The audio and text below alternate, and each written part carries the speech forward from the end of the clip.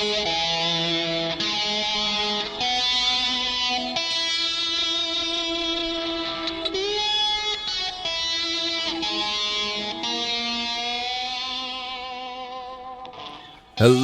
hello, hello, Filter Free Amerika listeners. We are back together again, and I'm going to hurry up and jump into the description of this episode because this one is a doozy. All right, real fast.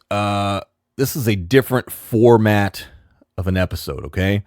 A little bit different than what you guys are used to if you're a regular listener, but it still contains a very interesting story. An interesting story about corruption, about greed, about theft, about indictments, about federal prison time, and possibly redemption at the end. We will find out. This episode actually is in multiple parts. There's the interview, of course, is the first part of the episode. So, and then after that is more discussion.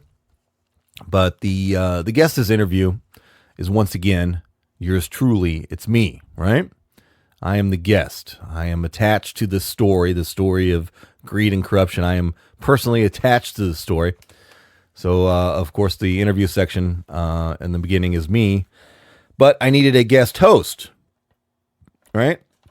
If I'm going to be the guest, I needed a guest host. So I brought back my friend and friend of the Filter Free Amerika podcast and fellow Minneapolis-based stand-up comedian, Robert Baril. Robert Baril, B-A-R-I-L, Baril. You may remember him from just 4 episodes ago when he had joined me on the listener email episode where he and I had a conversation about Antifa and the Proud Boys and the overall condition of U.S. politics overall. So if you enjoy Robert, and I'm sure you will, please make sure you check out that episode as well, too. All right, let's talk about the episode and why I'm involved with it, okay? Back in 2003, 2004, or possibly 2002, 2003, I don't remember, right? I know it was less than a year, but it was within that one of those 2 time windows, not a full year, but kind of crossed over between 2 years. I'm pretty sure it's 2003, 2004, but whatever. Allow me that inaccuracy if it ends up being that way. Anyway, I worked briefly for a time at a company called it was an investment company, and it was called International Rarities. International Rarities, okay? International Rarities presented itself as a precious metals, physical possession, precious metals investment company where clients were buying, selling, trading investment grade metals, gold, silver, platinum, copper, whatever, for collectible value. That was what they were into it for, right? Mostly gold and silver, as you'll find out. A lot of the other metals were listed as investment opportunities, but the actual business model, as it were, was really dealing with strictly the gold and silver for the most part. Some platinum and stuff too, but mostly gold and silver. Okay. Spoiler alert: I was a bad guy working for this company. I didn't start out as a bad guy working for this company. I started out working for this company thinking that it was a legitimate company, right? That the services they provided were real, that there was a real opportunity for clients to get into these physical possession metals. But I'll be very honest with you, as my time progressed at the company, I started to realize that they were not legitimate, that there was a lot of scamming going on.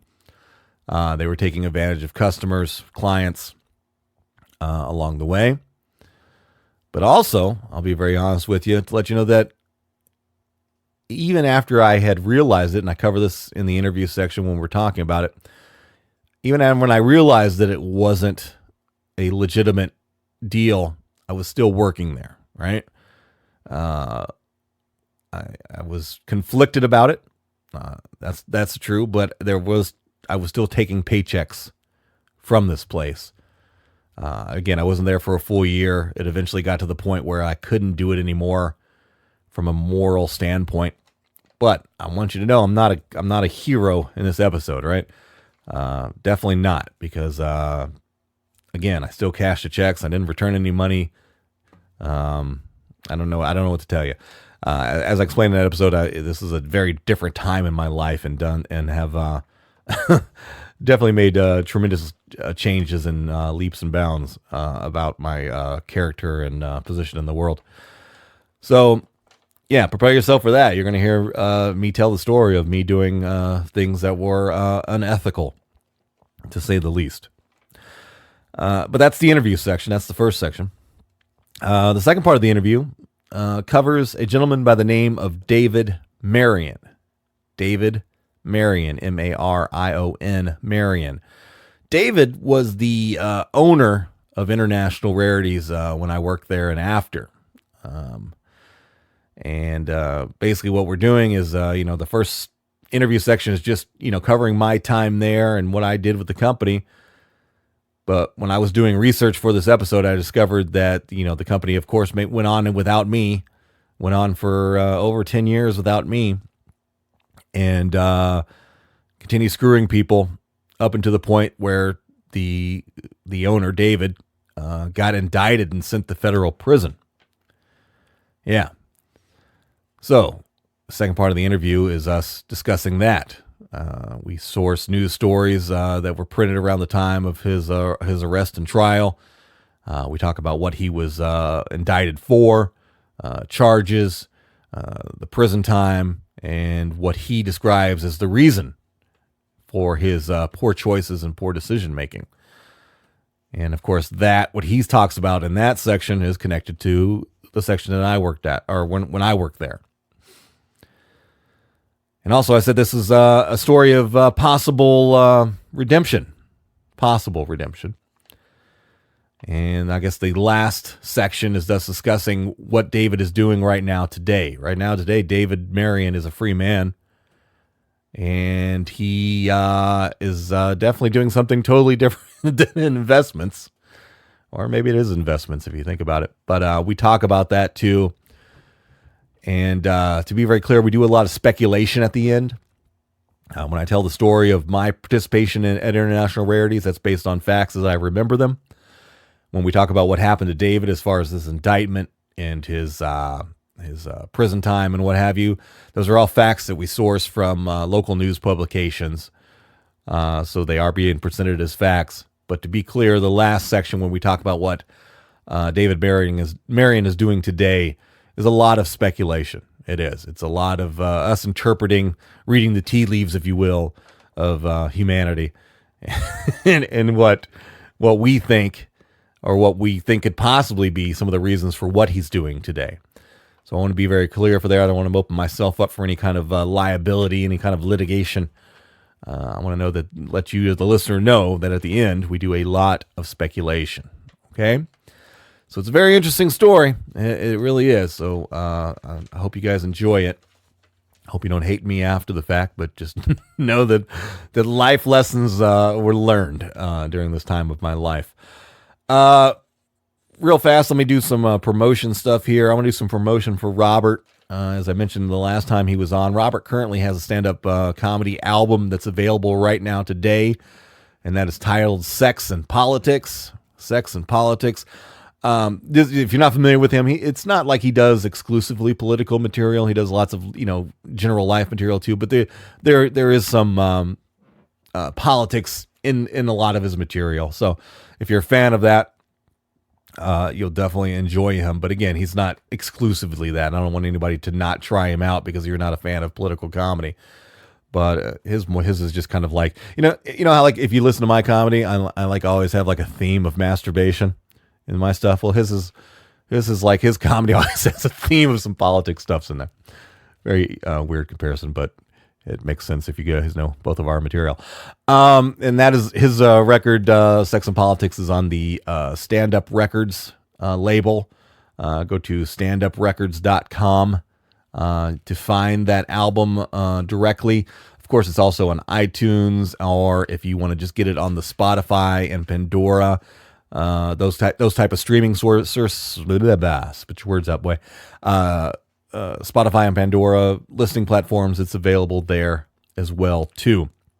But again, that's Sex and Politics. And also, he has a new album that's already recorded that will be coming out, I believe, this year. I think he told me October. It's called TMI is the name of that one. But I definitely plan to have him on again soon, and we'll talk about that album more then.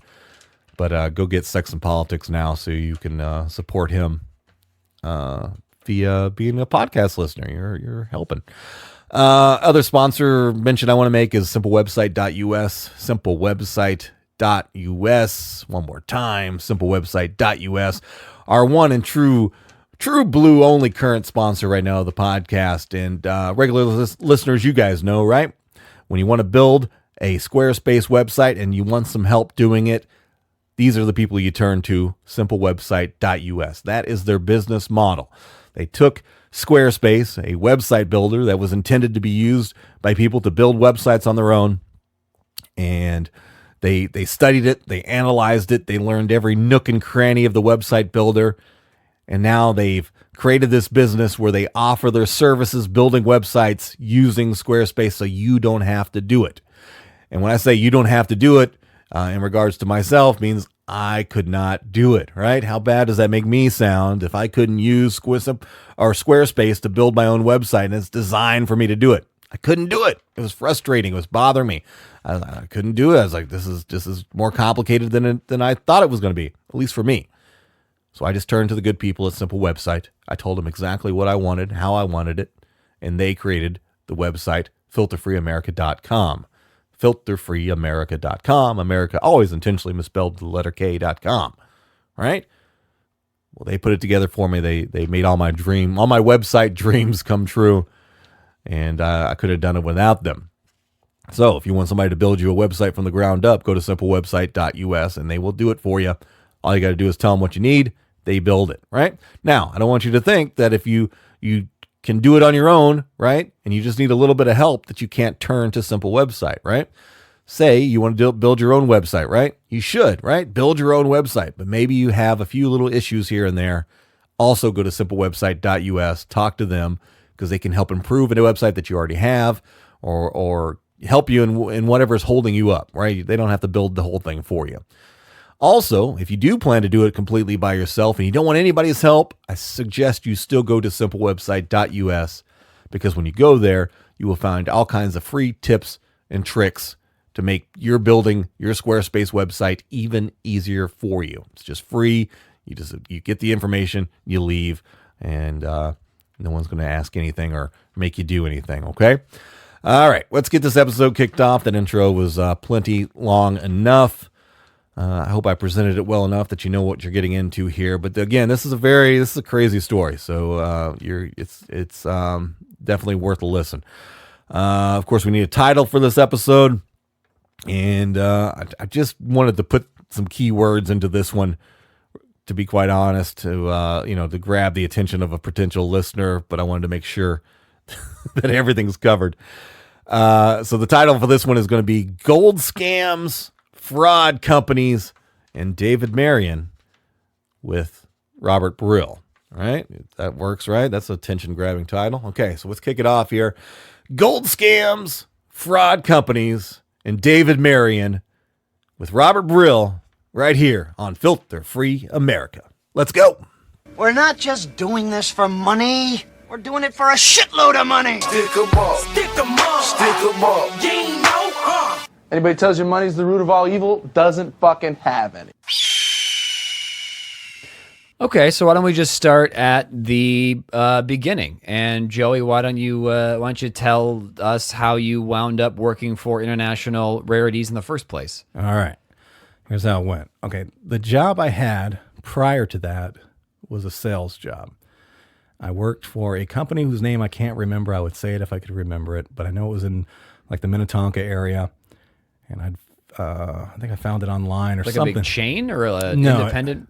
It was Target. No, it was weird. Okay. It was sales as in direct sales over the phone. Okay. And what we sold was generic sandpaper. As opposed to the jazzed up sandpaper. As opposed to 3M. Oh, okay. Big competitor Gotcha. right here in town. Sure. And specifically, this was automotive sandpaper for like body shops. Right. So the deal was you called up and you had to convince them to stop using the far superior product. And it was. This is like the knockoff Chinese version of it. Yeah. And the whole, this is really weird. Unless you were doing it, it's going to seem really weird. But the angle that we used at the time, and I'm assuming maybe it's like this for other companies too, is you knew they didn't want the sandpaper. They knew they didn't want it. We knew they didn't want it. But we had to convince them to buy it or try it or get some in their inventory, and at least mix it in with their inventory of the really good 3M shit by offering them little spiffs with the sales. And by spiffs, I mean just little free gifts that the guy who is either the shop manager or whoever does the ordering would get into. So What kind of spiffs are we talking here? Keychains? No. At the time when I was there, and maybe it's changed or whatever, but this is early 2000s. It was a lot of NASCAR collectibles, right? Hell yeah. And it was like these like 1/18th or 1/8 scale die cast collectibles. You've probably seen them in Walmart or things like that. Yeah, my house is full of them. But yeah, you seem like a NASCAR. If it's an action figure wearing Home Depot, right? What if it's like a the car has like a hair product on it? Then that maybe... could be. Yeah, if American Crew had a driver, you could best believe I have a bust of that It driver. wouldn't make sense though because he couldn't stand to have helmet hair. Yeah, then it would just fuck up the whole thing. Too many of them have died by refusing to wear helmets. Just more product. That's all I need. So anyway, that was the gist of it, right? And sometimes it was other things. Sometimes it was a few tools or whatever. But the deal was, sell them on that. So that was like my experience base. And one of the guys that I work with, he had left, and he went to go work for another company. I got fired. This is funny how I got fired. For some reason, I thought that MLK Day was a paid day off or a day not to go to work. Sure. And Martin Luther King Day fell on a Monday, and I didn't go to work. Yeah. And like I went to work Tuesday. He's like, "Where were you yesterday?" I was like, "It's Martin Luther King Day." He's like, "That's not a holiday, right?" And I was like, "I thought we were just." I guess I just associated with school. Yeah. Like, and I just didn't know. Federal holiday, I suppose. Private. Yeah, he's like, might not. And then he asked me, he goes, "Are you like part black? Like that would matter?" And I was like, "No, I just thought we were closed." So I was fired. Sandpaper doesn't sleep, baby. Sandpaper doesn't sleep. Not on Martin Luther King Day, because No. it was his dream to make sure that you sell at least 5 rolls of Their regular paper and sandpaper could be together. form. There's so many ways to go with that.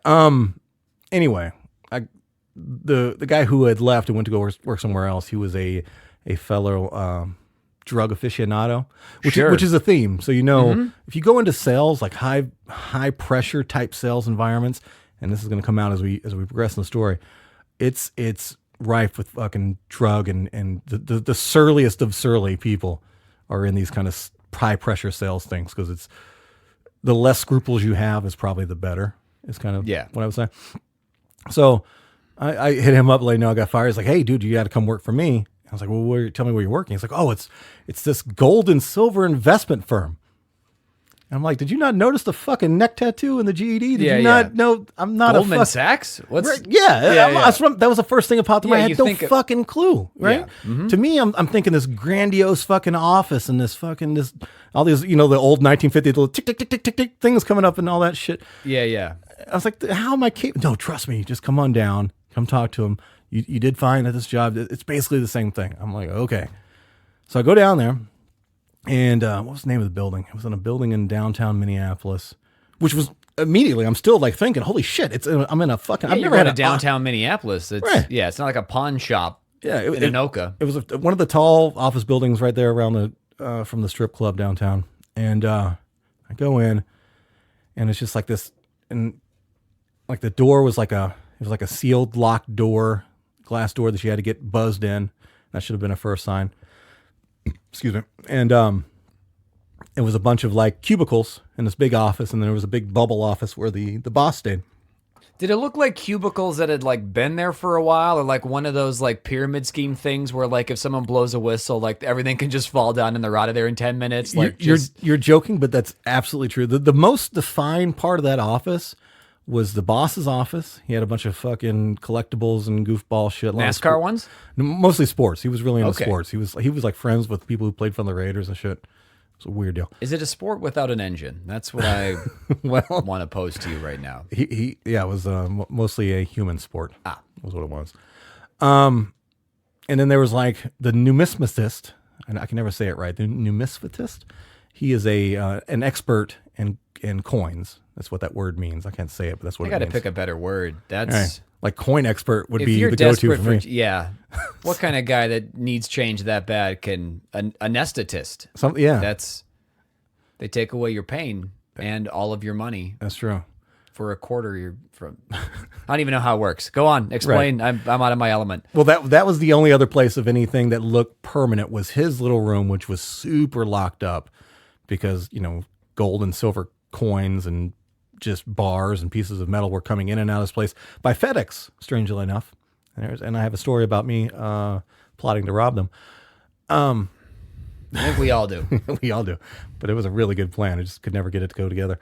But his office was more like a kind of like a lab but it had a big sealed door because he would go in there and lock himself in, open up these boxes of gold and stuff, and he would also be the ones that would box them up when they got sent out again by FedEx.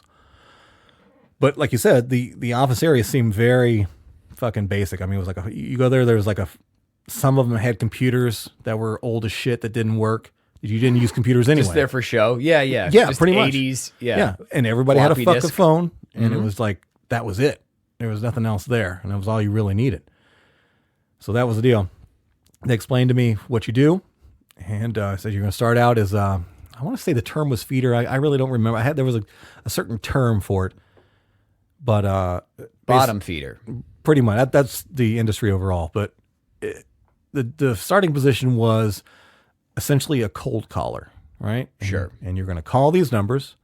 And I was told that these are the people that you're calling are people, and they're from what are called leads that they get from like people who subscribe to gold, silver related publications, or have maybe there's a website and they put their email in there and phone number information to get information about possibly investing, things like that. Are there a lot of gold and silver publications? Is there? You'd be Silver surprised. Monthly? No, I'm totally. I believe that is a thing. It's not something that I read, so Right. I find it. It's a weird culture, and it's a weird culture that because gold and silver, platinum, palladium, all these investment grade metals are of course legitimate investments, right? And legitimately, some of the lines that we told people were absolutely true. Many investors tend to keep 5 to 10% of their equity in metals because it is a good balance to a decline in currency. Mm-hmm. As the dollar goes down, gold, silver reacts and goes up. So it's a good way to balance it. It's a hedge is what it is. It's a hedge for your investments and protects that. That's all legitimate talk. But within the world of gold and silver investment, especially physical possession, because you can just buy shares, like if there's a mine company and you can buy shares in that mining company and you make money based on the amount of minerals that they process. And of course, what the value of that mineral is at the time. So if you get in at the right time and they hit a big fucking amount of gold in their mining operation and gold is at a high price, of course, you're going to make more money from your investment. But what we're talking about is physical possession ownership. Like you have it in your hands one way or the other. So part of that subculture is a lot of different groups of people. There's people who These are people that are purchasing it. Yeah. Okay. So there's Kind of people who looking to buy this stuff. Yeah, so there are people who make legitimate purchases and who know what the fuck they're doing. There's that group, okay?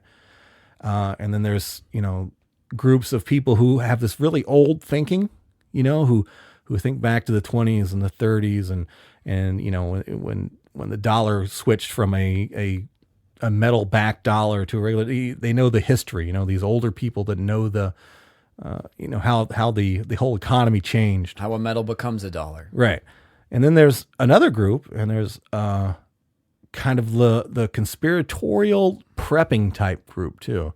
And they're the fucking weirdest ones, right? Sure. They're usually just, they're preparing for the end days, and they try to buy as much gold and as much silver as they can and sit on it. So these are all these weird groups that we're pitching to. But that was the They're first. probably the most entertaining, though, Yeah. if you got them on the phone. Yeah. The thing about those people, you knew right away, because they're the ones that didn't want to sell. Like, they didn't want to sell. Oh, sure. They're only in it for buying, and they're just trying to get the cheapest price. So they're usually the hardest ones to profit off of, because they actually would pay attention to spot price, and they didn't give a shit about, well, if I sell you this, I got to have this commission, whatever on there. Mm-hmm. Kind of deal. So that was the job that I got hired for, and I took the job. It paid me, I think initially, as you started, you'd make a stipend of like $200, $225 a week to get you going. That's the site for the feeders. Yeah, and that's only until you start making deals, because once you've made deals, you've acquired a customer, you get a cut of it, and in the next position up on the thing of the closer, he gets a larger cut of it, and the house gets a cut of it, right? So I started out making $225, and they sit you down and they tell you, this is what you say, this is what you don't say. This is, how they destroy. How it was told to me, and this is, just to be clear, this is by the closer that I had, whose name I can't remember. The first closer I worked on. Alec Baldwin. Similar. Always be closing. Very similar to the mentality. Like he was like a knockoff. Like that was somebody you knew he would idolize, right?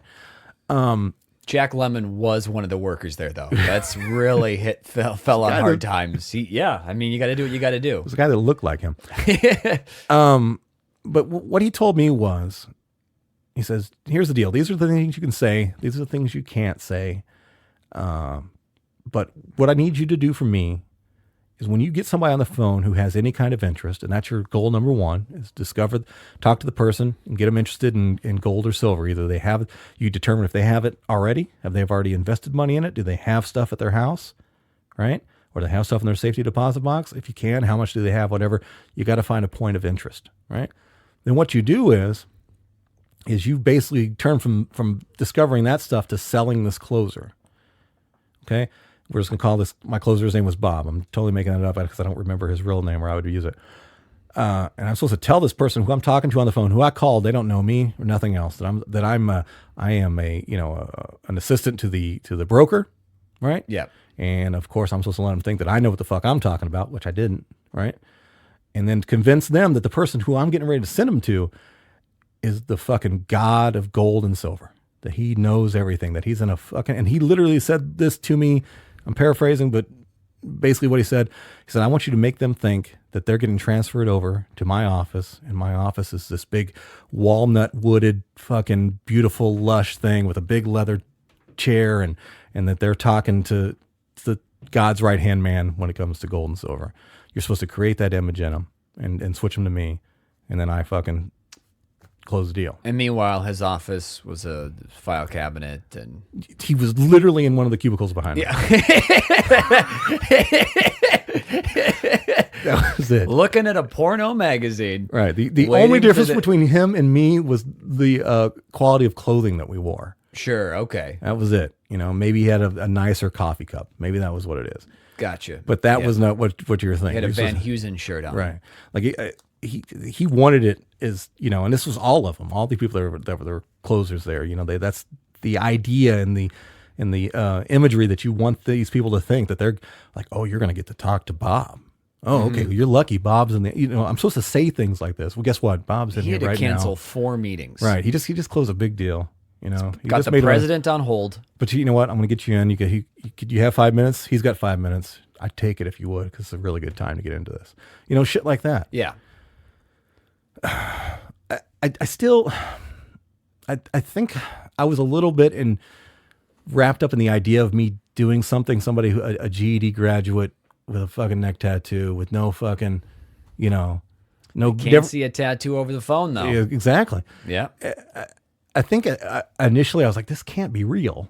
You know, this feels, because I mean, they're telling me to act. They're telling me to be deceptive, but I still did it, right? And you're under no preconceptions that this is a scam. No. You think this is an honest job. You're just, okay, we're just trying to sell these people. It felt scammy because the way they wanted me to do it. It's but like, going in, you didn't, I mean, it sort of dawned on you. Or going in, did you have suspicions okay, this I'll is be very probably- honest. I think I was having pings of like, this seems fucking weird, you know? But I didn't have anything to compare it to, you know? Sure. I hadn't seen, you know, this kind of environment before, or I haven't Yeah. done any kind of sales like this before. And especially, plus I'm still wrapped up in the idea of selling gold and just the idea of it, you know, to know that you're selling gold and silver and it feels like this high-end investment deal. It's a little So there's no overpowering. actual gold and silver where you're at that can be purchased. It's just an office building. Oh, You're- there was some in there. That the okay. numismatist office had plenty of it in there. It was coming and going all the time because people were sitting there then. Again, that's part of it too. As you're talking to these people, and like literally it was a pile, like this pile of my desk of just fucking names after name after name after name after name, right? 3 or 4 rows across, all the way down, pages and pages of the leads. And they were like a name and an address, maybe an email or whatever. That's what you got. That's that and your fucking phone. Those are your fucking tools, right? So you're a feeder for a while. For a feeder for a while. What's next? You Right. you go up the ladder, or what's... Well, let me give you a little bit more detail on of what we're trying to get these people to do, and this is why it's so fucking shady. And looking back on it now, how obvious it was, and I should have been, you know, kind of realizing it sooner. Part of what we're doing, either me or as the closer, right, you know, is determining what these people have Yeah. and convincing some stranger over the telephone to tell me financially or count wise how much gold and silver they have access to. So I would talk to like some old ladies who were really into this shit, you know, and who would have $20, $30, $50,000 worth of fucking gold or silver coins, right? 2 different kinds. In physical possession, you have bullion coins. Bullion coins are coins like a Australian Cougaran. Okay. Sure. It's a coin its value is strictly based on the value of the metal itself. Okay. If it's an ounce of gold, it's spot price. It's whatever. It's an ounce coin. It's worth an ounce of gold. That's what the value is. The other kind would be numismatic coins. These coins If carry. you have a lisp, I don't think you stand a chance No, at all in this it business. would not be- This is it would not be very hard. Not a place for you. But the numismatics have value, intrinsic value beyond just the price of metal. Like a very rare $50 silver coin may have value to it because of, you know, when it was minted or how many were minted and things like that. So whatever, you got to get these people to tell you this stuff and to list out their shit. Part of my job and the closer's job is to convince those people that no matter what they were in, right? And this is me doing this. I'm admitting this. I did this, right? Is no matter what area they were in, it was wrong, Okay. right? So if Yeah. you're in bullion, you shouldn't be in bullion because right now numismatics are the ones going to pop. Oh, you're in numismatics? You shouldn't be in there. You need to be in bullion. Oh, you're in silver? You shouldn't be in silver right now. You need to be in gold. Oh, you're in gold. Let's get you into some silver. You And know? you're saying this to old people. To old people, right? Yeah. And it didn't make sense to me. It's like that's when it starts to, you know, sink in. It's like, wait a minute. And they're like, no. This is, you know, everybody's position can be improved by this or whatever. And I'm like, okay. But again, greed, you know, and this, I'm talking about myself, you know, I was like, okay, let's see what happens. And you're not getting any commission on this at this point, right? This is all just Every standard. every sell I do. Oh, okay. Yeah. The 225 was basically, I think it was like a month or 2 months just to get you going so you could get some deals. Oh, okay. Then from there goes a Gotcha. straight commission. Okay. Right? When I left, I was making nothing but commission. And so that was the deal. Getting these people to come to be willing to work with us. And then basically you convince them, like maybe I did it or maybe the closer did it. You convince them to, you know, we'd send them these FedEx boxes in the mail and they're supposed to load in. There's thousands of dollars worth of gold or silver or whatever into these boxes, seal it up. And of course it was insured and whatever. And then they mail it off to us and trust us to sell it. Someone they've never met before, just talked to over the phone. The biggest one I ever had, it was $26,000, 26, 20, somewhere in that way. It was over 20, around 25 probably. Was it? Yeah. Yeah, it was over 25, somewhere in there, of metal that they sent in. It was in coin form, right? And they sold it, or we liquidated it, or we told them we liquidated it. Mm-hmm. We gave them the price for it. And this is all stuff that I'm learning after the fact because I didn't know what the process was till after the deal went down. Yeah. Right? So if a gold coin is worth, let's just say, just for ease, it was $800 worth of a gold coin. Of course, we liquidate it, but then we charge a commission for the liquidation. Right? So they've lost money there. Yeah. Right? And then we got to move them to another area, gold, silver, platinum, whatever we're moving them into. And then we sell them to that above spot price, and we're making a commission there. Mm-hmm. So you're getting them on both ends on the liquidation and on the moving them to a new area. Yeah. So right there, you see where the investment has shrunk, right? The value has shrunk. Yeah. Then it gets even worse because then the company is also fucking the employees. Because if we move them into a $600 coin, well, that coin didn't really cost $600. Yeah. It cost maybe $400. Okay. Again, I'm just making up totals here to make it easier. Sure. But then we got to sell it for $6. We're as a sales staff are down $200 in the deal.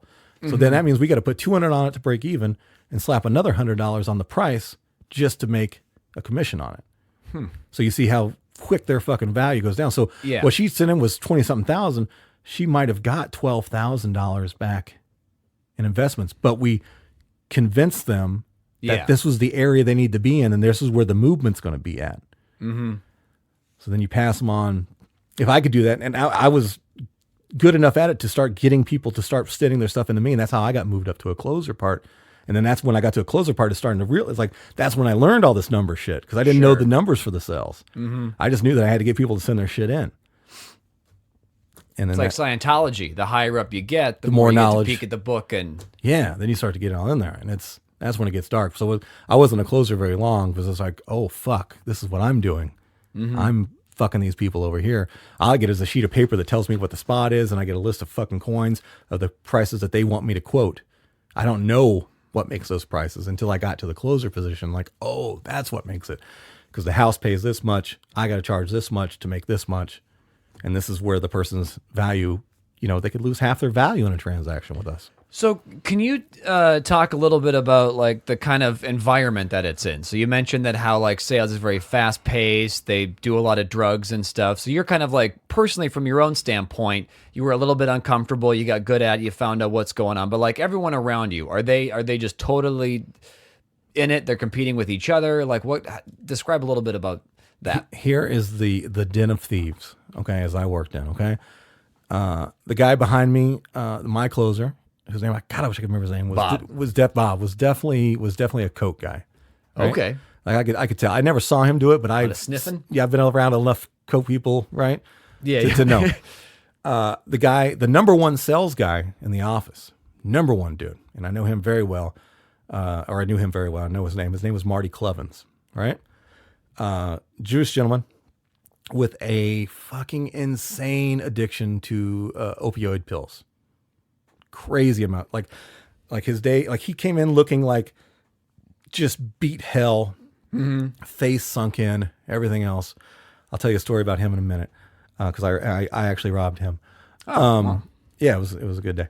And his number one feeder was a guy whose name we can't remember, who was an insane fucking gambling dude, right? Okay. Just grow, like every money he would make, he would turn around and go to the casino on, right? Sure.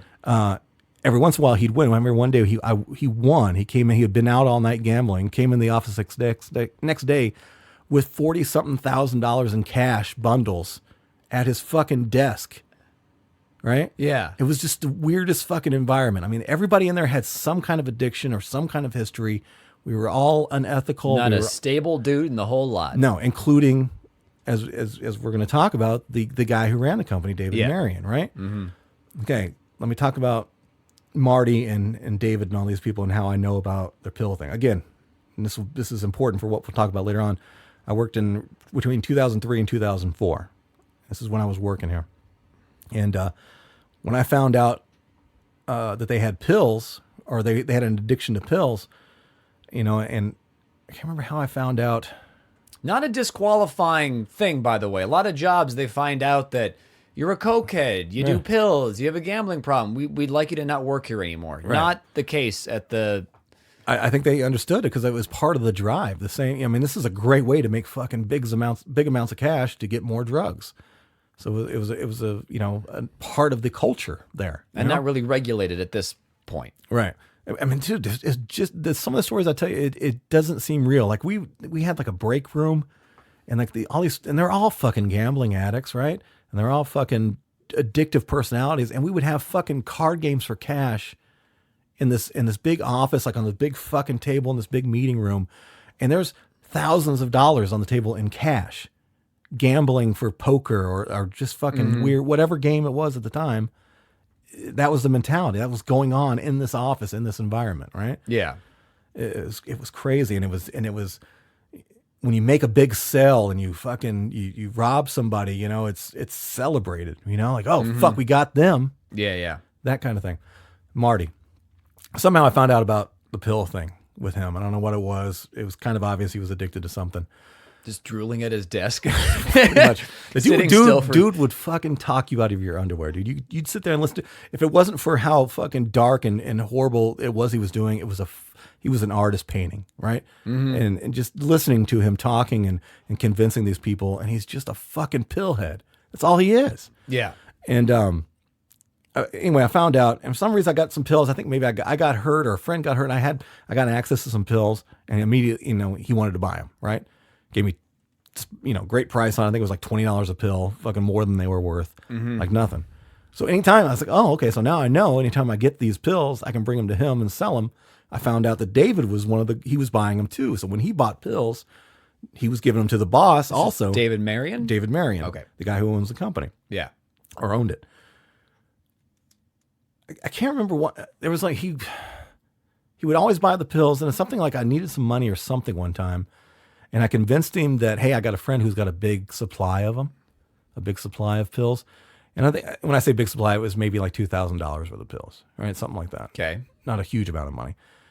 But I convinced him, like, hey, my friend's got them. You want to give me the money? I'll go get them after work, and I'll bring them to you tomorrow. Well, there was no pills, right?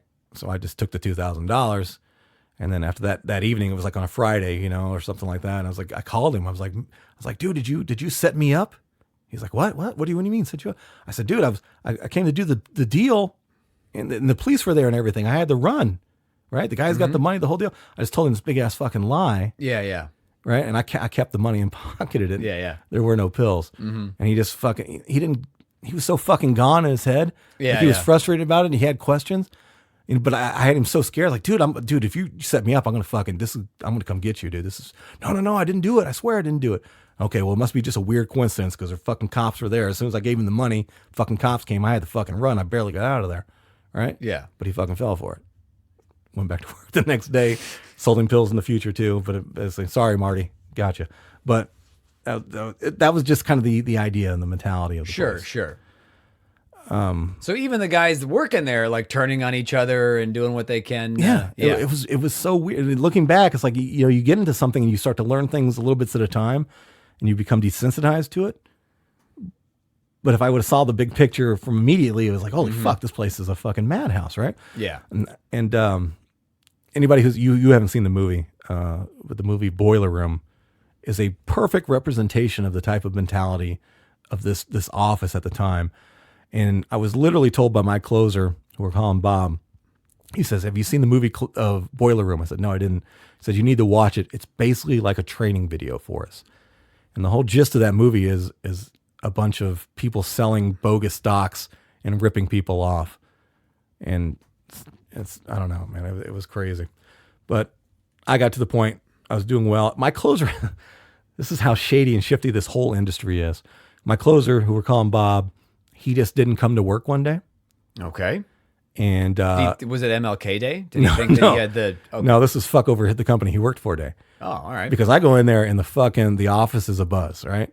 Fucking David's pissed off. He's fucking angry, like violently angry, slamming shit around.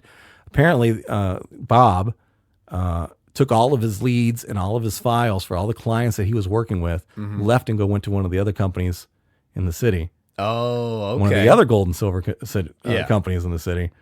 And it was so bad that David got me, because I was the guy working with him. Yeah. And the floor manager, Mike, I can't remember his last name. He was actually kind of a good guy.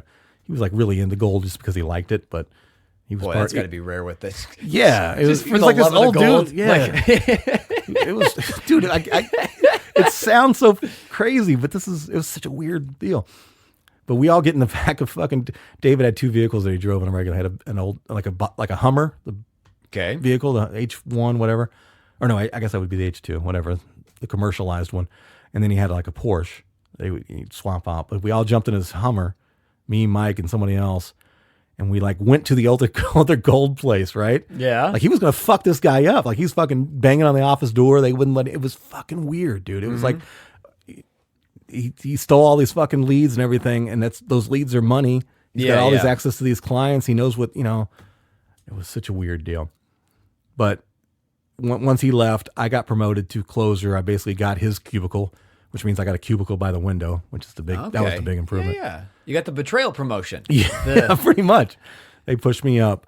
And then I wasn't there much longer. I did that one big deal that I told you about when I was able to see the numbers.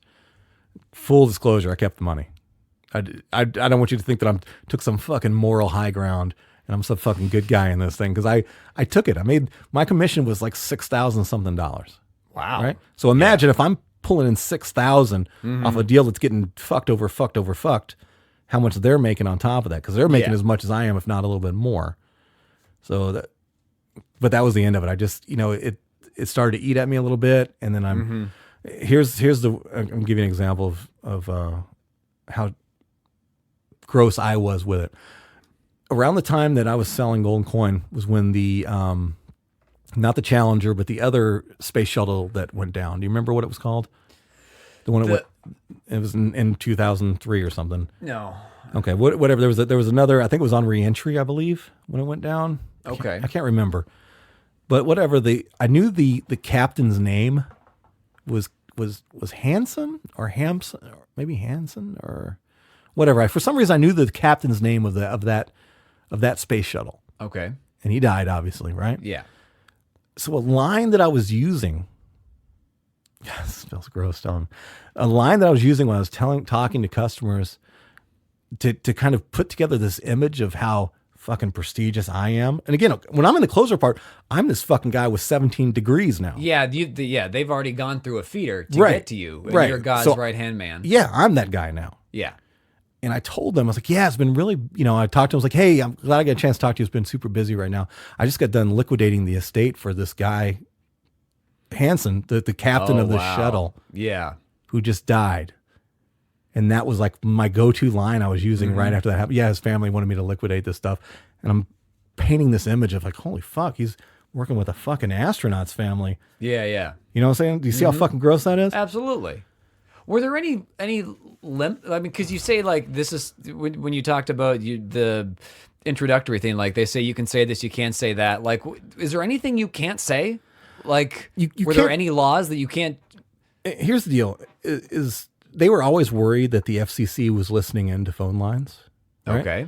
Because they have to have an access to that, because we are selling an investment grade thing. It's not near the same as it is with the stock market. Mm-hmm. It's a lot more critical there, and there's a lot more, regulation. Well, I don't know. You look at Bernie Madoff. Yeah, yeah. But regulation is whatever it is at the time. But you have to be really careful about making promises of profitability.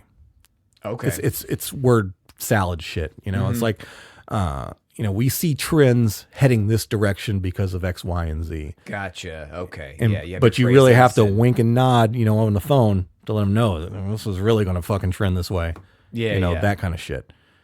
So I would be surprised if it didn't you know, whatever, result in big returns for you or something. Basically what it Like, was. you can't promise it, but you can skirt around it. Yeah, and we broke the rules constantly, and oftentimes David would be in the office. He had direct lines to all of our lines, so he would listen in on our phone calls to make sure, you know, we were fucking properly. You know, make sure. And he was on coke, right? So he's probably like super attentive to what's. I can't guarantee if he was on coke or not.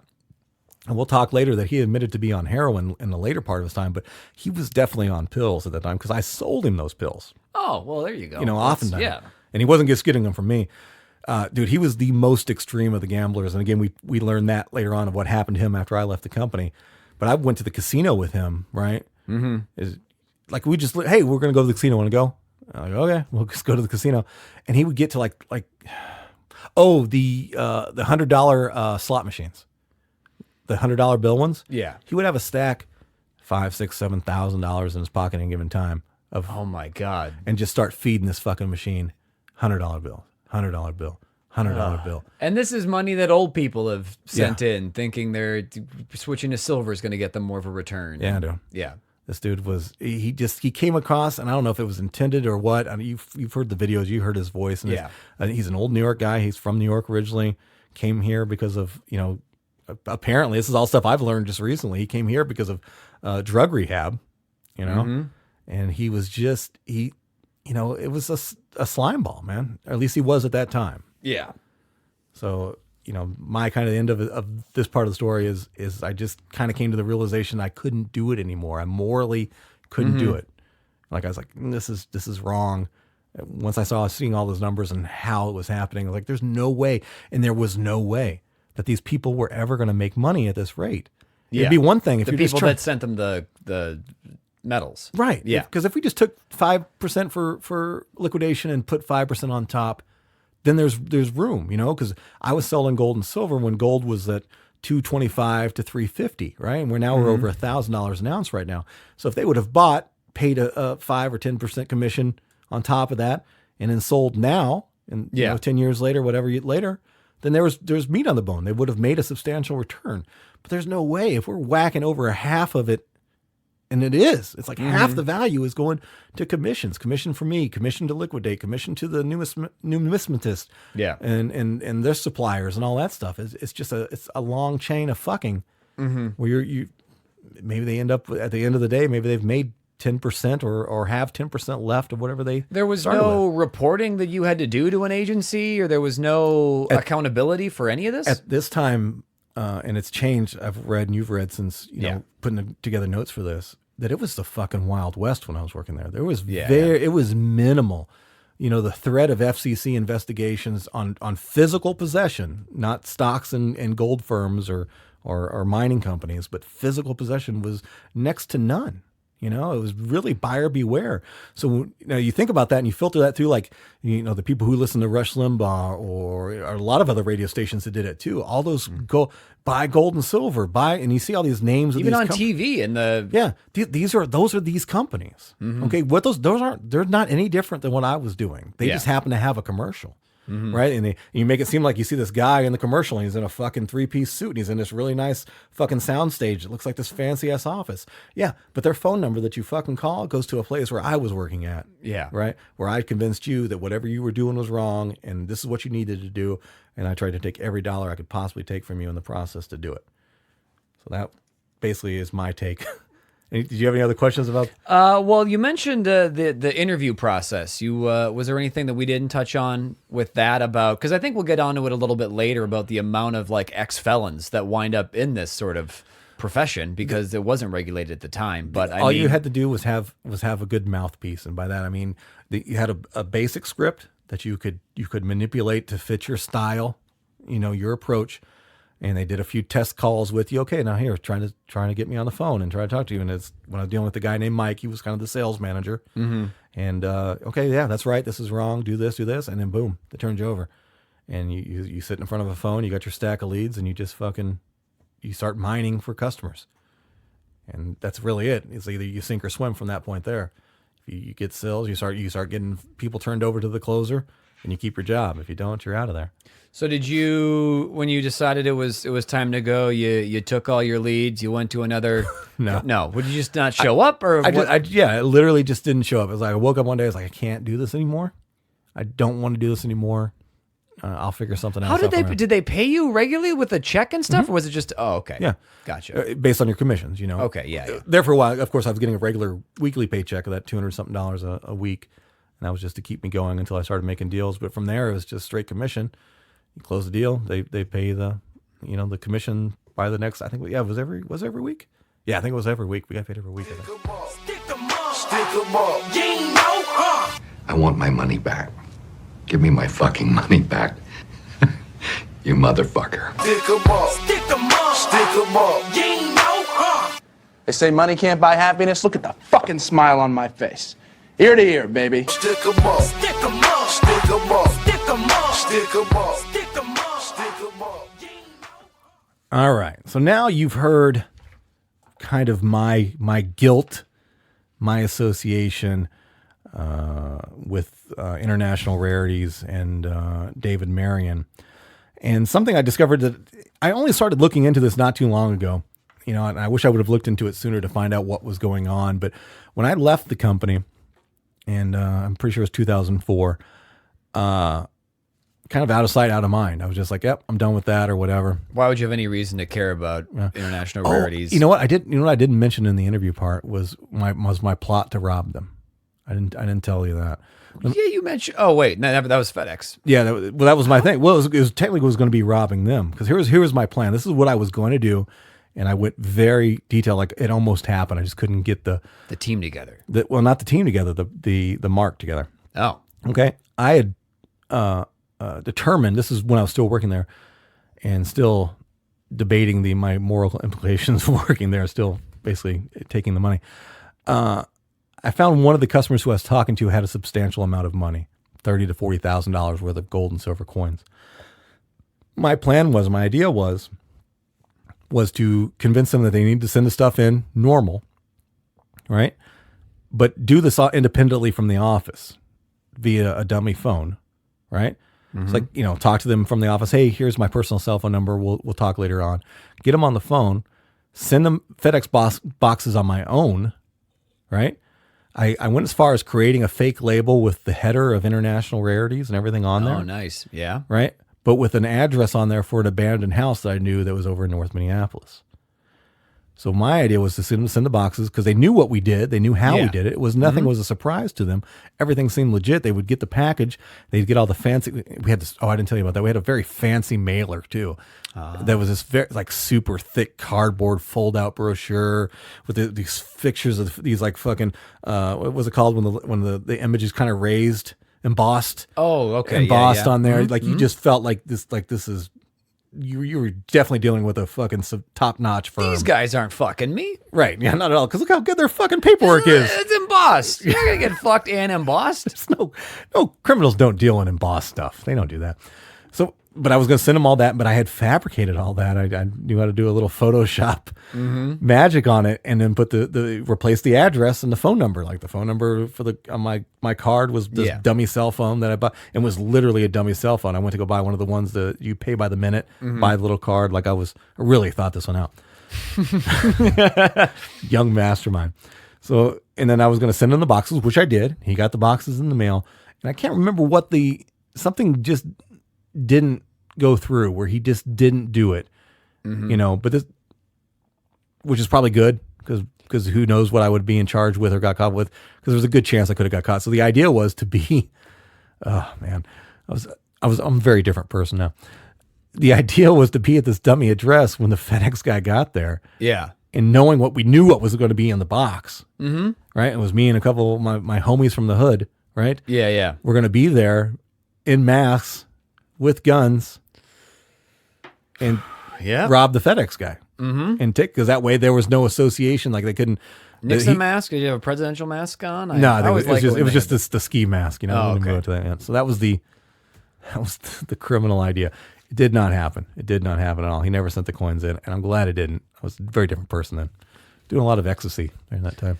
And you robbing on ecstasy. I feel like ecstasy is this warm feeling, this like we're all one. Not I was going to I'm hug really the gonna FedEx stick it guy. to- okay, you're gonna hug. Yeah. After robbing, you're gonna give him a big hug. Lots of weed, Yeah. lots of ecstasy. Look, if we're all one, this is also your money too. That I mean, I'm taking it, but it's everyone's. Right, Like right. this isn't. I was definitely going to spread some love with that if I had to. Yeah, with that much. But I was going to get this $40,000 worth of gold coins into me. But And again, how I'm glad it didn't happen. How much of that do you think?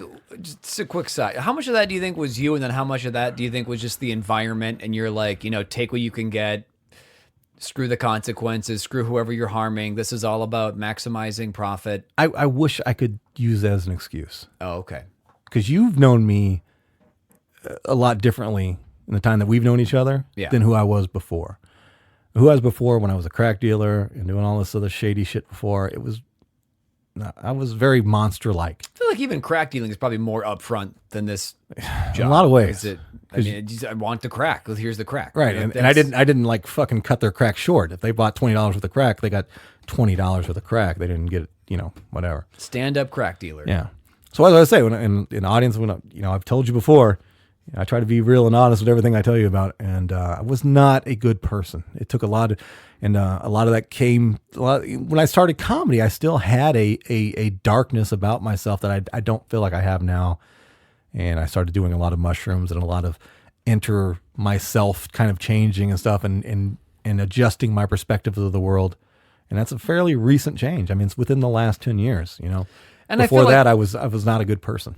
I feel like that's a really good segue to getting back to David Marion. Good point. Now, because he's undergone some sort of change. He claims. He claims.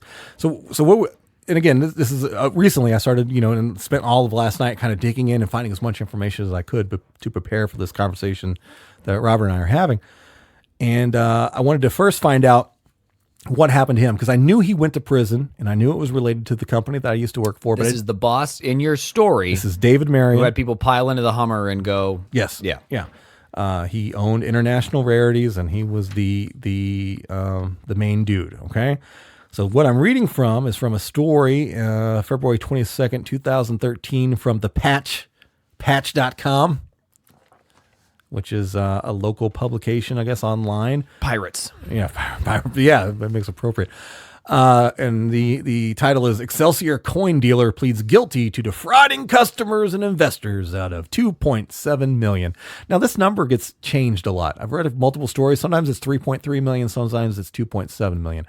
But it's way more than that. I'm going to tell you that right now. It's definitely more than that. He didn't plead guilty to that much. I'll plead guilty to 2.7. And that's what I think we find out later on when I have a question about his story.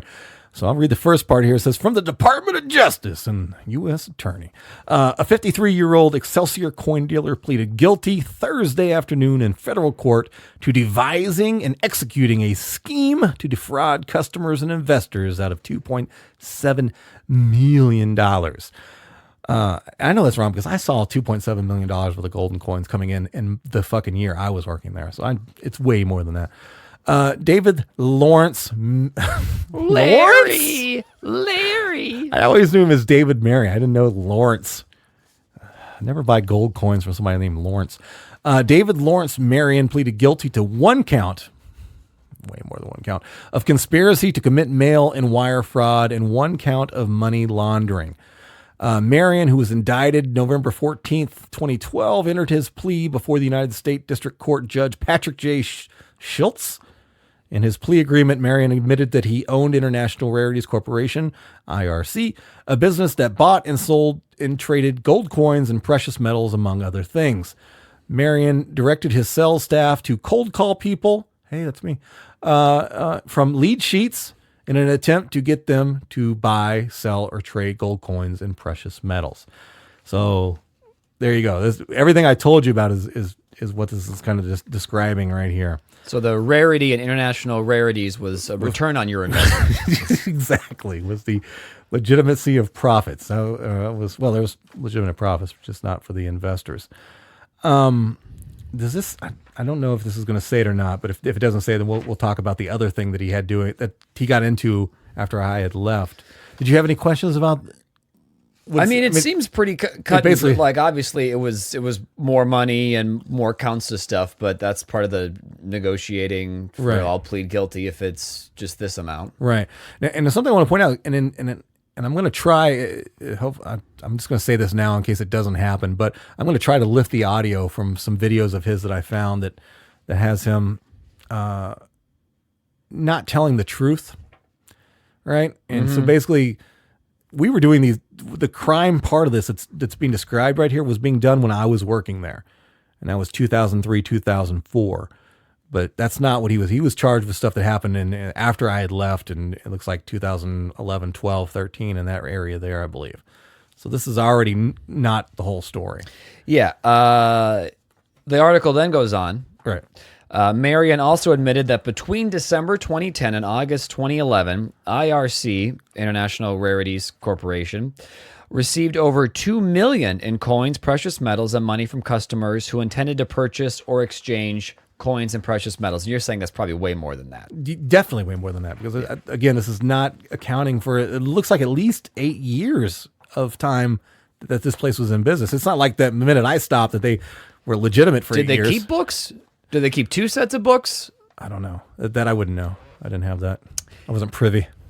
Didn't reach that level in the Scientology. You didn't find out where Xenu comes from. No, I didn't get my own glassed-in office.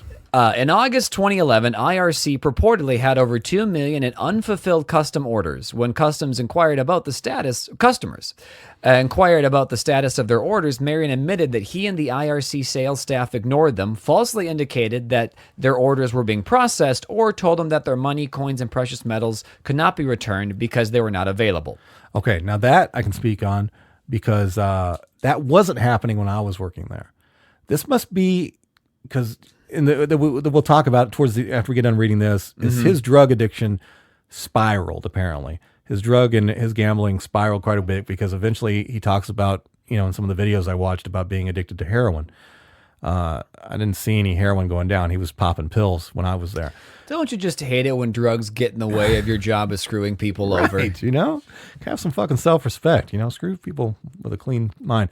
But what I'm saying is, they were getting coins from us when I was working there. Mm-hmm.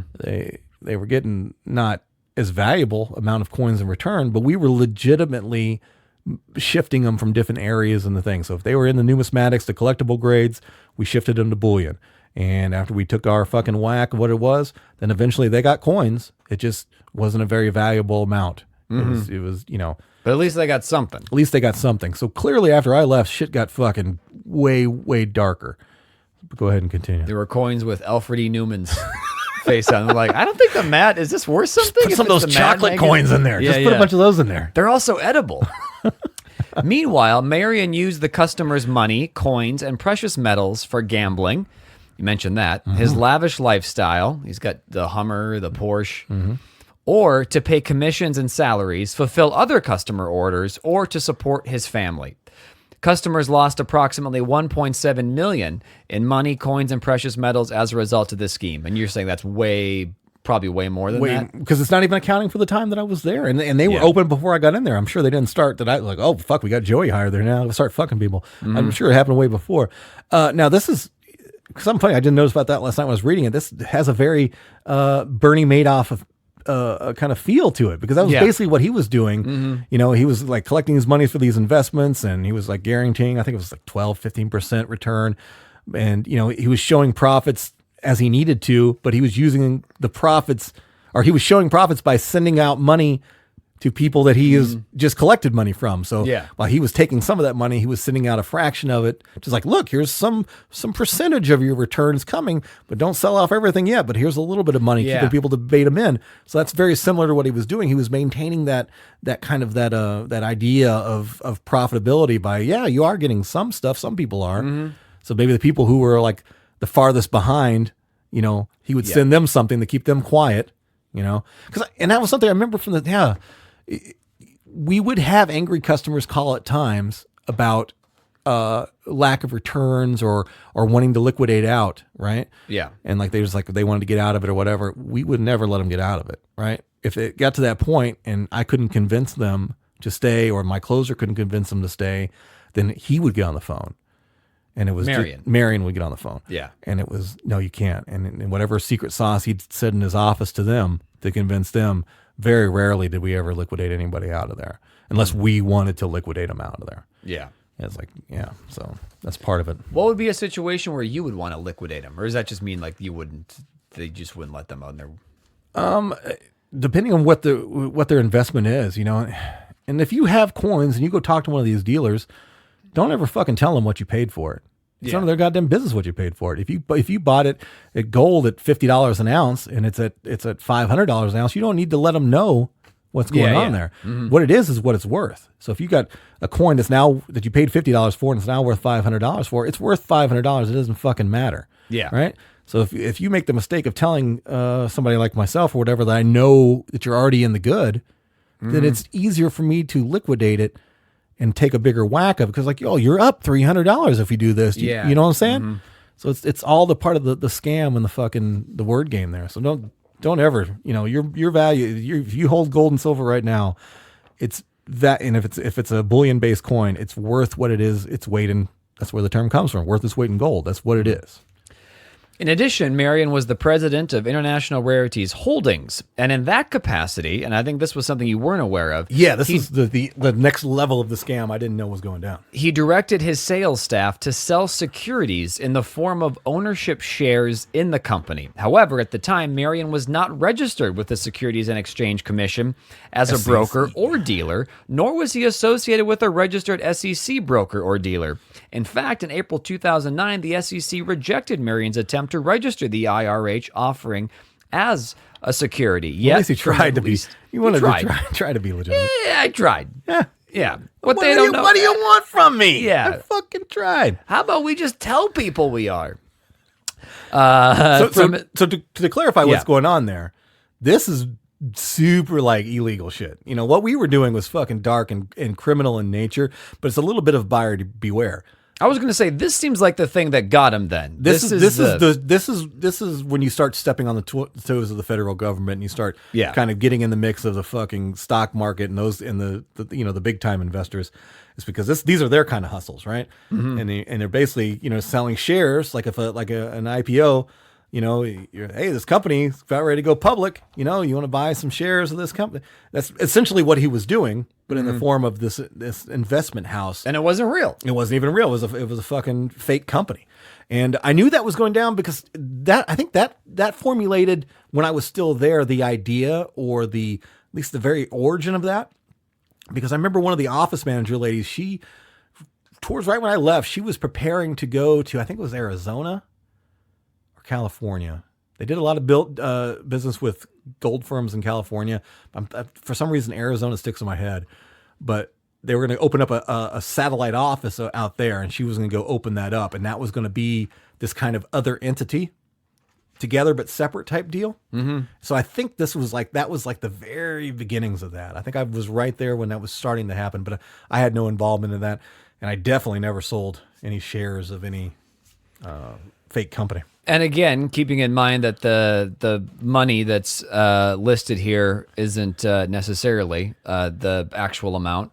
It says that from November 2008 through July 2009, at least, Marion and his sales staff raised approximately $1 million from at least 26 investors who believed they were purchasing ownership shares in IRH. So who knows how much money they actually collected? Yeah, approximately in that scam. Is crazy.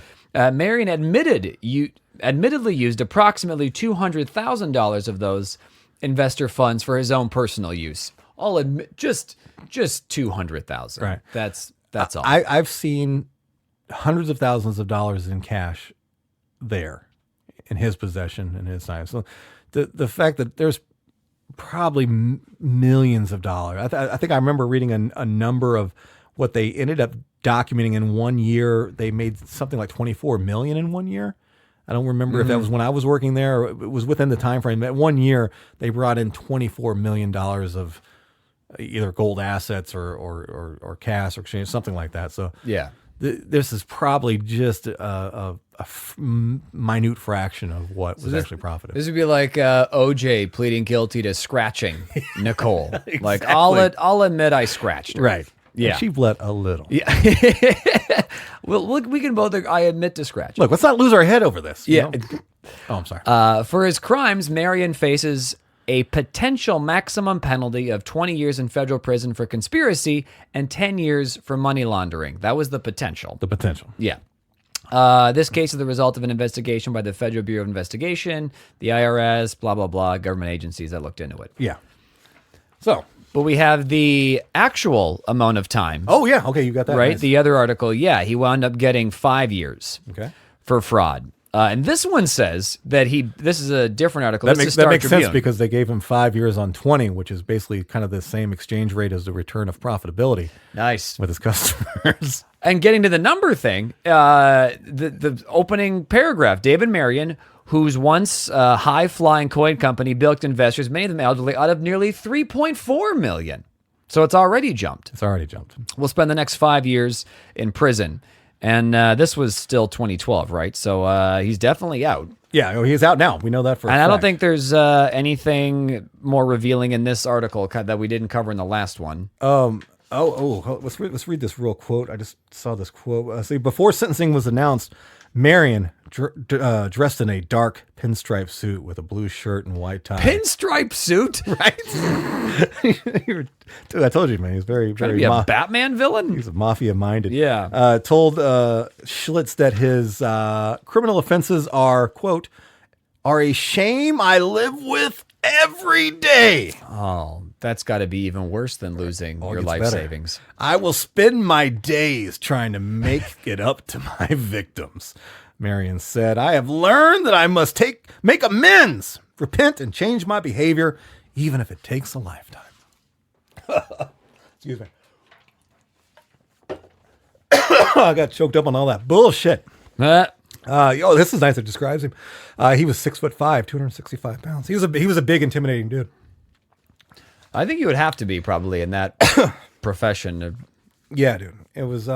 He was a weird dude. Well, and now it seems he's out. Yep. He's out now. He's turned over a whole new leaf. Definitely a whole new leaf. And this is where I got to get a little conflicted because when I first approached you about doing this, my idea was like, let's just scare the fuck out of this dude. You know, I'm going to admit to my bullshit, but I'm going to fucking talk about who this dude is and what happened to him and what was going on.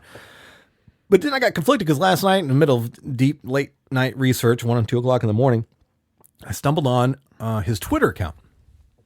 And his Twitter account has him presenting himself as a counselor, drug recovery, Life coach. There we go. Life coach / recovery coach type deal. Didn't have a lot of followers. That was pretty sad. And then I clicked the link to the website and it took me to this recovery website. And there was a 45-ish minute, and I'll link this on the episode when this episode goes up. TheLifeRecoveryCoach.com. Yeah, that's the site. And he does this 45-minute-ish, I guess, what do you call it when you do your is like a confessional when you're in recovery or something? Where you just testimonial? Yeah, like a testimonial to where he started telling the story of his addiction story, right? Mm-hmm. And just to give you the facts over it, he was in New York. He worked for an actual investment firm.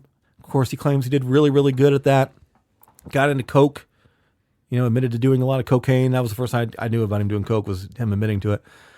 And basically got to a point where intervention from friends and family came in and they shipped him off here to Minnesota for treatment. And that's how he ended up here. The intervention was before the Rarities International fraud, money laundering. Yeah. So that's something I didn't know too. It's like, it isn't like he didn't start this business. They're like, let's start this legitimate coin company. He was already a fucking drug head and shit. And then for something, he started in the story he's telling, he talks about starting the coin company and that he ran it successfully for something like 13 years. And I'm starting to do the math here. And I'm like, wait a minute. If that was true, that means that's counting the time I worked there. Right. Mm-hmm. And then in the story he presents, it was only within a couple, 2 or 3 years before he got caught that he started falling off into this drug thing. That's not true. And I thought, well, maybe that was just that one version of the story. Maybe he messed up. The maybe- drugs, your mind, after Yeah. you're doing so many drugs, it's then- going to be off. But then I find his YouTube channel where he's got this like mini condensed version of who he is and all that, telling a story about selling himself as being this drug counselor. Now he said the same lie again. The time frame thing, small thing. Here's my two. And again, listen to the whole thing if you really want to hear this. But one of two things happened. Either one, he totally fucked it up. Just totally forgot the time frame, messed up multiple times, same thing, right? Or maybe he has to lie because what he admitted to in court and what he was found guilty of had to stop there. Because if you say, I was fucking people back in 2003 when Joey was working there, that's 8 more years of potential fucking crimes and charges in there. I'm guessing it's 8 years. It's something in that window, whatever. At least 5, maybe 5 to 8 years of other crimes that he didn't ever, was never punished for. Mm-hmm. That never came out. So that's what I probably think it is. So, but anyway, now he's presenting himself in his Twitter thing. It seemed to end last April, a year ago this April. So it was April 2018 was the last tweet that was on there. So one of my questions is that even real? Because he was like probably on some kind of federal probation, and he needs to present himself as being rehabilitated and everything is good. I'm assuming these are all speculations. I have not talked to him. I have no way to confirm what I'm saying right now. Don't sue me. So maybe that's what that was. Maybe this entity of being this, this recovery guy and all that, maybe that was all a facade, which makes sense. All right. Because I was telling you, as I was watching these videos, I knew that guy. And he's the same fucking guy who gets on the phone and sells coins in that same fucking cadence and that same demeanor. And that's who he was when I'm hearing him talk about this. I'm big into recovery now and I'm helping all these people and I'm bringing all these people together. And how bad the prescription drugs are. And it's Yeah. destroying our cities. But, working together, me and you, and now he's like painting himself out to be like this hero and this fighter for... So that's where I was conflicted because maybe it's legitimate. Maybe he really is doing that. And if he is, that's fucking awesome, David. I'm glad if you're doing that, that's fucking awesome. If you really, spending a lifetime trying to make up these horrible things that you did. And let's talk about that. He doesn't even admit to what he does if you listen to the audio, it's an audio recording on that website. He doesn't admit to fucking over people individually. That never comes up in the speech that he's given for this, what I assume is a room full of recovery people somehow attached to recovery. He talks about, what did he admit to? I think the wire fraud and things like that, but he never goes into the detail. Yeah, of I was the going fact, to say, it's just kind of a blanket. You hear wire fraud. yeah, that sounds like, what? companies fucking Okay. companies. That's Yeah. what the average person is going to assume that is. But he never once says that, hey, we find old people or we find dumb people and we get them to either send us money or send us their gold coins and we fucking ruin them financially for the rest of their lives, or at least, take away some profitability that they'll never ever see again. Yeah. He never admits to saying that. It's always those big grandiose terms that most people don't even have a fucking clue what they So mean. you think it's that like lack of full atonement for all of his sins that leads you to think that maybe he's not necessarily on the level with the whole life coach thing? If I'm again, speculation, don't know, didn't have a conversation with him, even though I did add him on Try Facebook. to hit him up. We should try to, yeah. If he contacts me, I was like, hey, here's an episode I did about you. Do you want to come in and talk to me? I'll give him that opportunity. So nothing I'm saying right here is confirmed. This is all speculation, and only that I can confirm is what I did when I worked there. It feels like bullshit to me. It feels like fraud. It feels like he's painting this picture of who he is. I could be completely wrong, and it could be, right or wrong. Like I said, it could be that he's altered the story or the timeline because it would prevent him from getting additional charges put on him. And I guess I have to understand that, right? Yeah. But that timeline that he gives in those videos is absolutely wrong. I know that because I was working in the office many years prior and we were committing crimes there.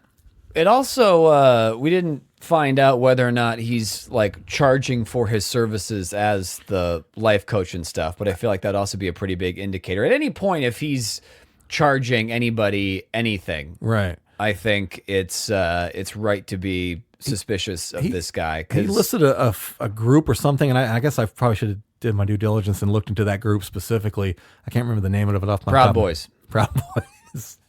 Proud and Clean Boys. Yeah. But some kind of group local charity group or whatever. But, don't confuse the word charity. Oftentimes there's profitability in charity all the time. Oh, absolutely. Like so many of those quote unquote charities were like, oh, we'll have a 5K and raise money. Now, where does that money go? Right. Does anyone look into it? Where does you raise 100,000 and 1 or 2% actually goes to the cause? Yeah, exactly. And also something you find out in charity and nonprofits is there's a whole lot of tax dollars available that they can get funding for and grants for and things like that too. So who knows? But again, 100% speculation. For outside of the stuff I described to you in the interview part about when I worked there, and then what we're reading for this thing from these publications. I can't confirm any of this stuff. This is just me speculating and kind of trying to figure out his potential motives and what's real, what's wrong. But I hope I'm wrong. I hope it's really David Marion has turned over a new leaf, and he's actually super clean now and not doing drugs. And I hope that because he's absolutely right. The things that he says about the opioid crisis, completely real. A lot of things I have now, a lot of the knowledge that I have about it now is from seeing it firsthand, working in that office and seeing how it can corrupt people and alter who you're dealing with. And that becomes their life, just like any other heroin addict. I mean, the pills are the same thing. So hopefully it's 100% real. And David, again, if you hear this, come talk to me and we'll talk about what actually happened. Just seeing that clip of him that you sent me, the TPT one about the addiction thing, like this whole thing seems like a Jack Black movie on Net. Like Jack Black plays this guy like on Netflix, and then this last interview is the part right before the credits where you're like, did he really reform, or is he? Are you talking about his demeanor and his persona and all that? Kind of. Well, because he did like the Polka King. Jack Black did were like the same kind of thing where he like built guys and stuff, and just this whole. If you can ever trust a con man again after. Everything, and he says he's reformed, and that's fine. But like, I'm always a big proponent of doubt. Yeah. Like, and even he, if he's being honest, would have to admit, okay, you got a lot of reasons not to trust me. Right. Between the difference in the timeline and the selectively of what he admitted to in that group, of totally avoiding like any of the videos that I've sent to you that I watched. None of them went into detail about the human-to-human impact of what we were doing there and what that company was doing to people. That was never admitted to, or at least I haven't found it yet. Both those things are very sketchy to me. And then watching those videos is like it was really eerie because I'm like, this is the same everything, the same persona, the voice, the cadence of his voice, how he was talking was the sales pitch. Not only that, you just replace like. Don't do drugs with, hey, send me your coins. It's the same thing. And he found another industry that's, as far as I know, pretty are there regulations for life coaching? I mean, it just seems like, okay, they passed He's rules got this for the national money thing. certification, but who's the fuck? You can get a national certification for damn near anything. You can go online and perform weddings after registering with the Church of Flying Spaghetti Monster or whatever. So like, who knows how legit any of this stuff is, but I would imagine there's not much regulation in the way of life coaching, certified life. You just suggesting people do things with their lives. Like, how is that? It's one of those bullshit terms, man. I don't know. It's like it could be like a fake organization that somebody just created this organization, and then you just send them money and they send you a certificate that's printed after you took a fucking questionnaire online. He literally created a fake company. Yeah, so he created a fake company. He did. This is not new. I don't know, man. Research your life coaches. Exactly. Be careful who you open up to, and especially, God, I hope it's not. I'm going to look into that, and maybe when I'm doing the intro and outro recording for this episode, then I'll have some more information to share. So if you're hearing this and you didn't hear it, that means I didn't find any more information. But I don't know. It's super sketchy to me. But again, Mr. Marion, you're more than welcome to come have a conversation with me. And, Joe, you'll bring the Coke. Bring the Coke and the pills. But again, do you have anything else before I bring this part to a close? If I'm wrong, and I really, really hope I do, good luck, David. I mean, keep doing what you're doing. If you really are helping people, that's fucking fantastic. But you should probably admit to the fact that I know for a fact we were screwing people over much sooner than your timeline allows for. All right, good listeners. There you go. That's the first and second part of this episode. I hope you guys still love me. I hope you guys don't think I'm too much of an asshole for my role that I played in there. Also want to point out that any admission of crimes committed by myself are completely hypothetical. Didn't really do it. Wink, nod. Yeah. So hope I don't get in trouble for that. But again, my policy here at the Filter Free Amerika podcast is to be both filter free and completely honest, even about my good and bad parts of my personal history. All right, I just wanted to jump in here real fast and kind of set up the third part of this episode here. I mentioned in the I guess it was the second part. Sorry, I'm getting confused at this point.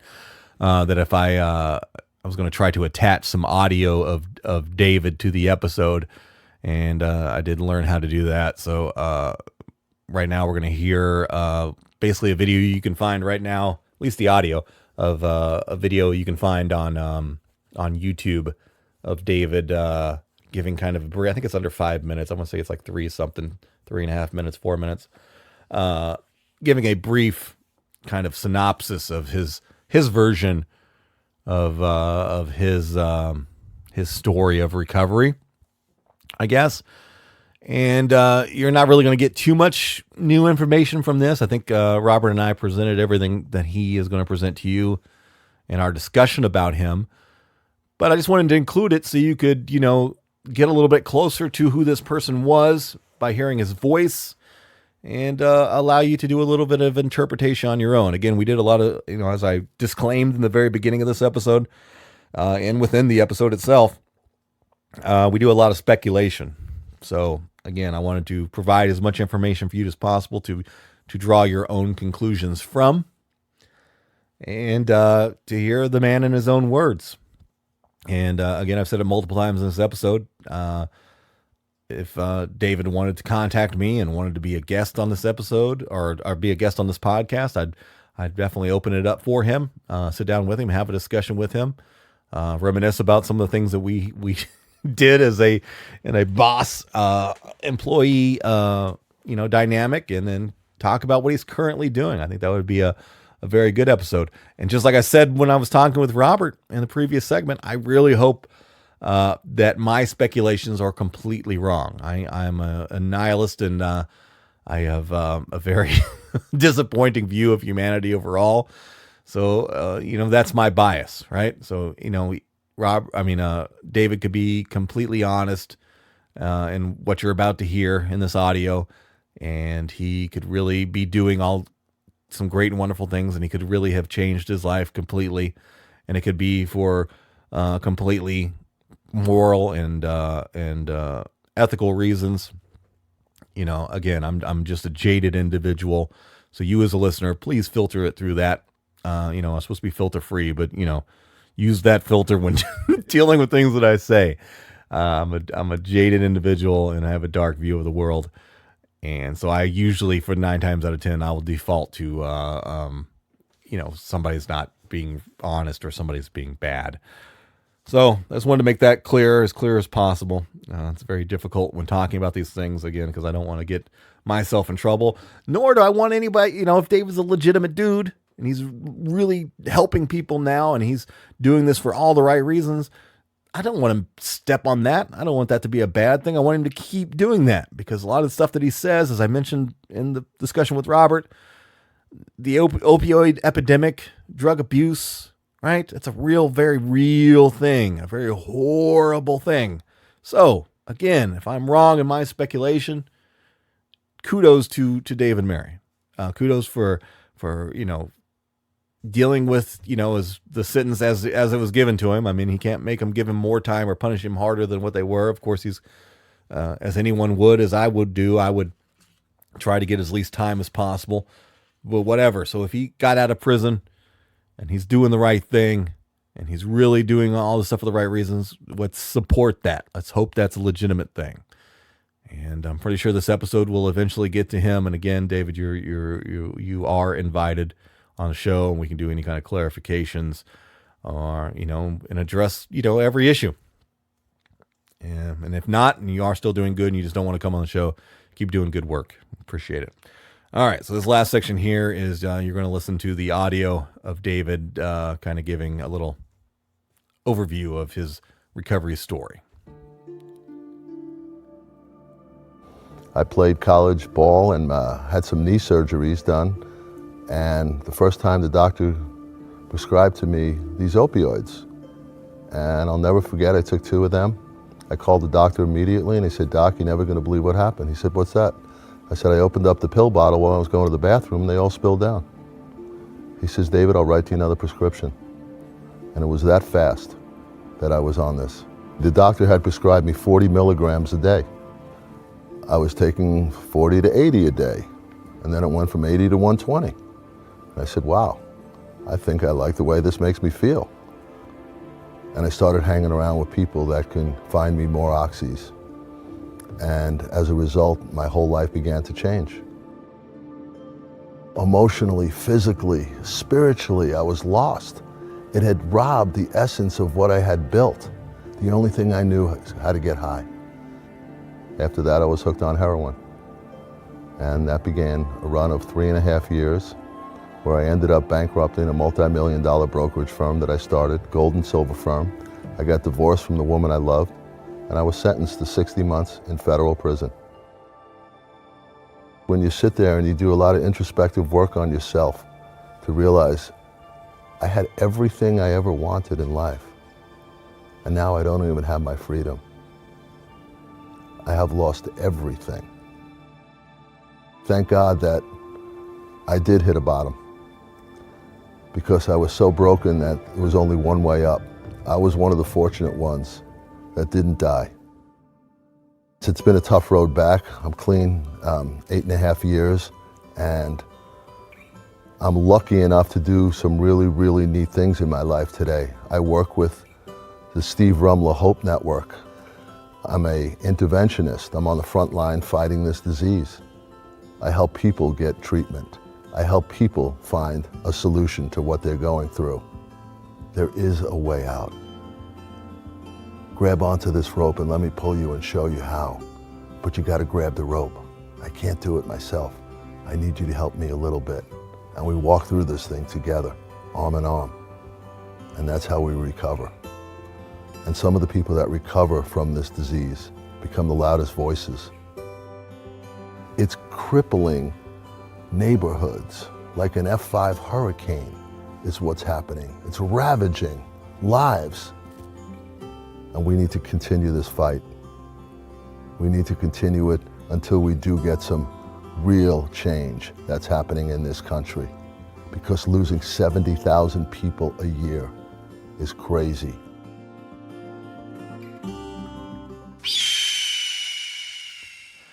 Well, there we go. Another episode of the Filter Free Amerika podcast is in the books. What do you guys think? All right? Kind of a crazy story. What do you guys think about my involvement in that story, right? Do you think I was a bad guy? I think I was a bad guy. I was definitely a bad guy at that time, right? I realized something bad was happening. Maybe not completely all up front all at once, but I realized it as time progressed, and I still participated in it and still profited from it, at least up until the point where it became so obviously clear that what we were doing was completely wrong that I had to pull away. I don't know. It's weird looking back on something when you look at a time in your life where you have to be honest with yourself and understand that, what you were doing was wrong within a time. And then just, I guess dealing with it in your own self and your own being and kind of processing that. So a lot of stuff that when researching this episode and going through the story and recording the episode and even right now on the intro and outro recording and I'm processing all these thoughts in my mind and reflecting on that time of my life. It's definitely something I carry a lot of guilt about, definitely something I'm very embarrassed about. I don't know, but I guess it's, there's, as in the shaping of our lives, not everything is going to be positive. Not every move is going to be good. Maybe there's a few rare exceptions where one of you just awesome people doesn't do anything wrong in life, but for the most part, we all have failures and we have stumbles as humans.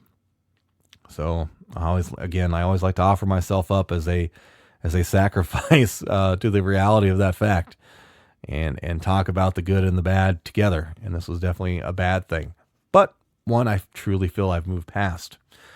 Let me knock out the thank yous real fast. First, thank you to Robert Baril, comedian Robert Baril, for joining me, for interviewing me, and having the discussion part with me on this episode. Please, guys, I encourage you to go find him on social media. He's easy to find on Facebook.